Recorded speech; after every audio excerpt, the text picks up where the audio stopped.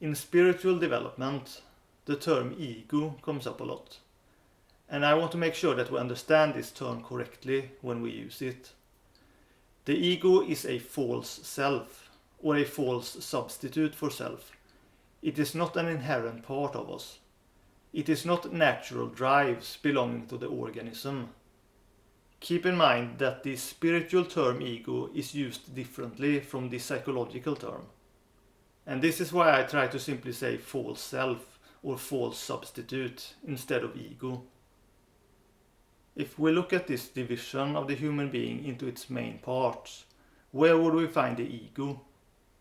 Obviously, since these parts are factual and natural, even though they may be transient, they cannot be regarded as false self or substitute. The false self or ego is something else. The false self is that which identifies with only one of these parts, often in distorted ways, or identifies with something outside of itself that becomes the substitute for the self. But what is this something that identifies? It is an aspect or result of our intellect. It is something like a conclusion drawn based on partial knowledge, circumstances, experiences, imitation, reasoning, and so forth. Our minds getting tangled up into fixated ideas, delusions, lies, and self-deception. This is the ego or false self. Since only human beings have a false self or an ego, and since the intellect is most unique to human beings, this makes sense. We don't blame animals for following their instincts, so why should we blame man's instincts? The problem with man is not his instincts. His instincts can actually be satisfied quite easily.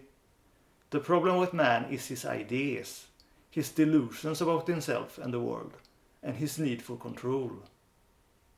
Obviously, this need for control originated in our fear of losing our means of basic survival, but the result was an excess in control and creation of artificial systems of oppression by a slowly emerging elite.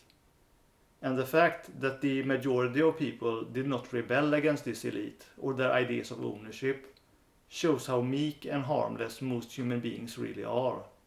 It takes a long time for human beings to really get to a point where they will rebel. And this very fact shows that man is not inherently a violent or dangerous animal. There is a small group of psychopaths, sure, but they are not the norm and never was. And even psychopaths are often the creation of fixated ideas, delusions, and self-deception. These false ideas and beliefs that make up our ego, similar to possession, are important to separate from what is real. It is an important part of self-knowledge. It's what I refer to as masked man. Masked man is what we think man is when we look at man through our false ideas and see him act possessed by them. We don't understand that human beings are possessed when they talk and act, that they are controlled by something that is not themselves, and that human beings are in need of a kind of exorcism. But this is one of the most peculiar aspects of human beings, that they want to be possessed. Just like the body needs food, and the vital force needs expressive release, and the emotions needs relationships, so the intellect needs ideas and knowledge. Even the idea to let go of ideas is an idea. But if it is man's nature to be a medium for ideas, to want to be possessed, he should welcome holy ideas to possess him, holy spirits. And holy spirits are those that teach about self-knowledge and about ultimate reality. So it is not that ideas or having certain conclusions is necessarily bad in itself. But we must understand that even good and true ideas are still that, external influences. That's why ancient people call them spirits and angels and demons and dragons and similar, to point to the fact that ideas are external to us and not intrinsic. They can help us or kill us, but they are always something other than us. Even our conclusions are not us. The problem is when we identify with ideas and lose ourselves in possession.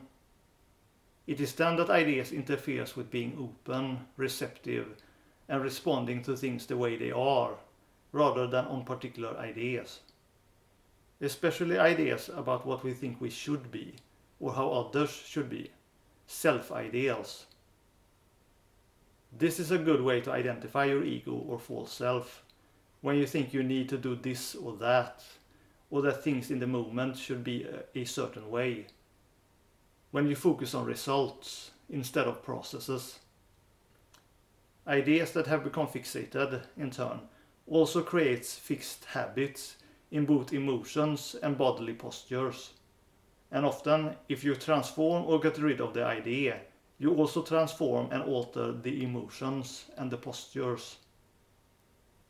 The worst thing that can happen is that a false idea goes on automatic and becomes an unconscious pattern, something that is taken for granted and never questioned, often tied to cultural norms.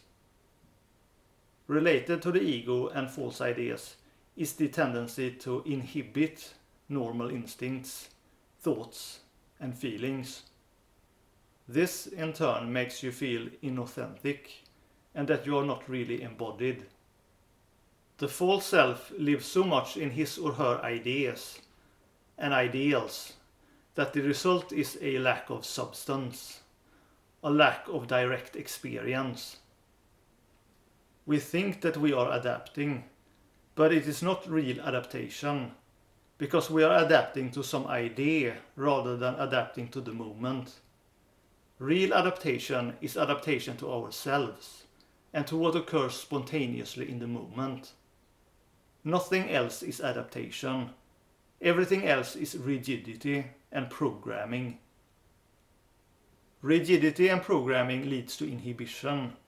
Not just inhibition of natural drives and instincts, but also inhibition of negative emotions or expression of our true desires. Because of this, we lose contact with both our real nature and our destructive nature. So instead of honesty, naturalness, internal integration, and self-control, we get false presentation, self-deception, internal disorder, and tendency to explode and lose control. And that is the ego, or false self. Our real self, on the other hand, is an integration of the whole human being, without identification.